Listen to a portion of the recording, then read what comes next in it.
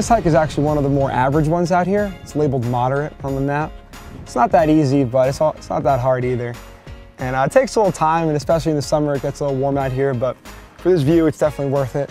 I think even the crew would say it's worth it, even though it looked like you guys were struggling a little bit out there. But Gatsby leads the way, so as long as you follow him, you're probably gonna be safe.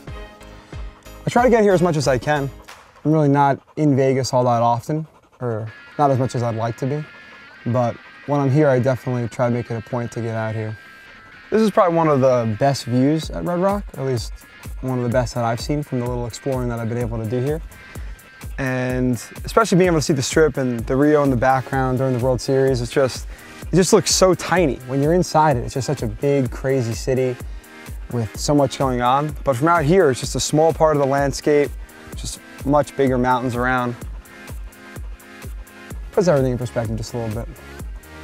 Playing online has never been a reason to travel before. I never moved out of the country. I actually only got my account reinstated before the last scoop on Stars. So I really haven't been missing it too much. But now that I'm starting to get more into playing and back into mixed games, I'm starting to miss it a little bit more.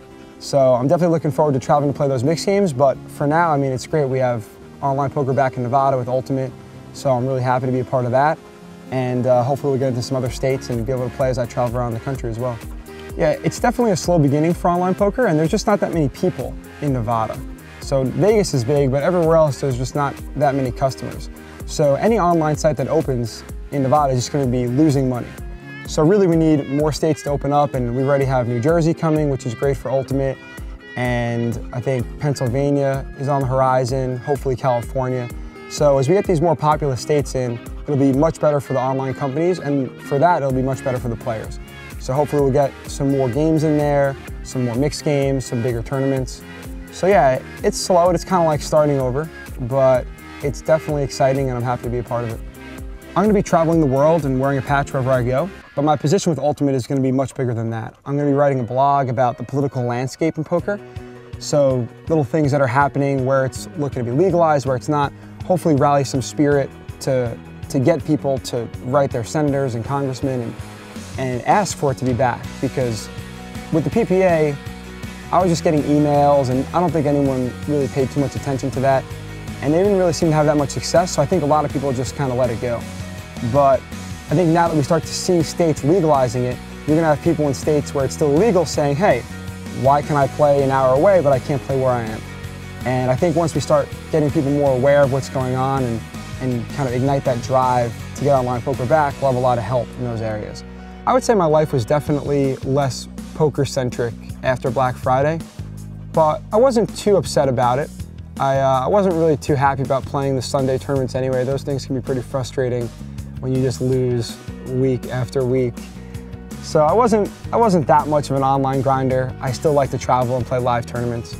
So I definitely had a little bit more time away from the game, which I enjoyed, but it also forced me to get out there and travel a little bit more to play and experience some new things. So I think it was definitely some pros and cons for me with online poker going away, but definitely happy to have it back. It's great to have my office in my house every roommate has 2 computer screens. And the second screen has been pretty much useless for 2 years now. But it's great to have a use again and come home and see all my roommates grinding on Ultimate. It's really difficult to make a living playing live poker tournaments. Not that they're difficult, just that the variance is so high. The buy-ins are big, the payouts are big, but you can only go so long dropping $5, $10, $10,000 before you're broke. So it's really important to have the smaller tournaments if you're a tournament grinder, or cash games to be able to help you sustain yourself, or to have a situation like I have where Jason Mercier backs me, and because he did really well in the beginning, he can afford to throw a couple buy-ins my way. So it's a really fortunate situation that I'm in, where I don't have to worry about losing, $50,000 every month that I'm playing.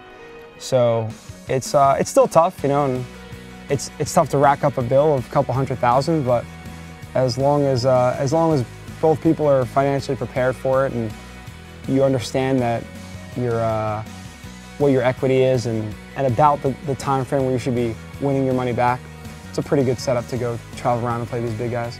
It's never easy to lose $10,000, and I think it's even more difficult to lose someone else's. I mean, don't get me wrong, I'm happy that it's not mine, but it's always tough when I'm losing someone else's money.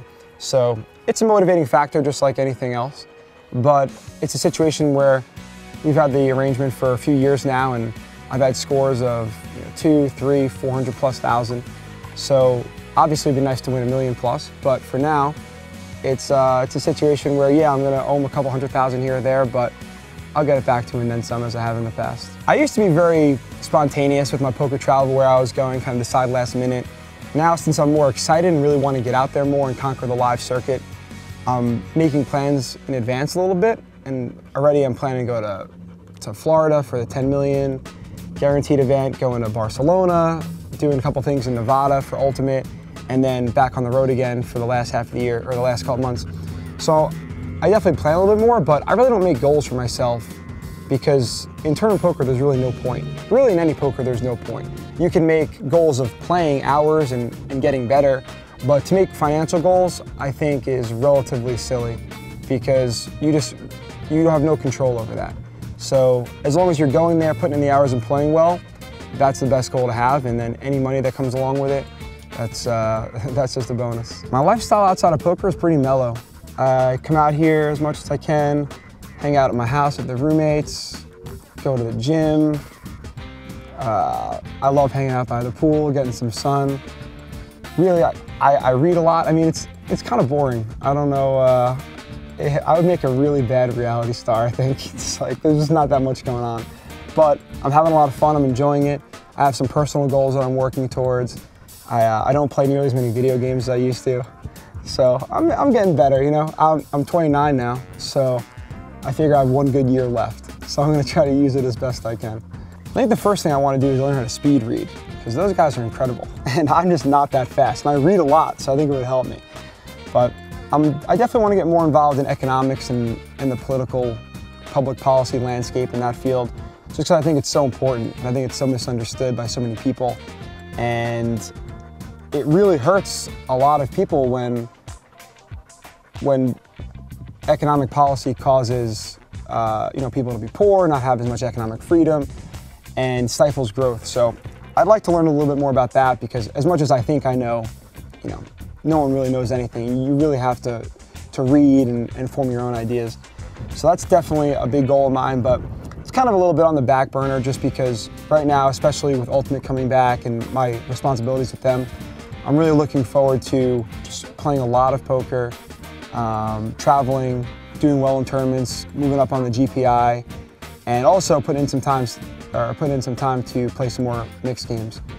I think most of my non-poker goals are on the back burner right now, because with Ultimate coming back, I really just want to focus on poker and getting better, playing online, traveling, increasing my GPI rank, and really playing a lot more mixed games, because out of the country I can play on some other sites, and when I'm here, there's no real excuse for me not to go to Aria or Bellagio and play.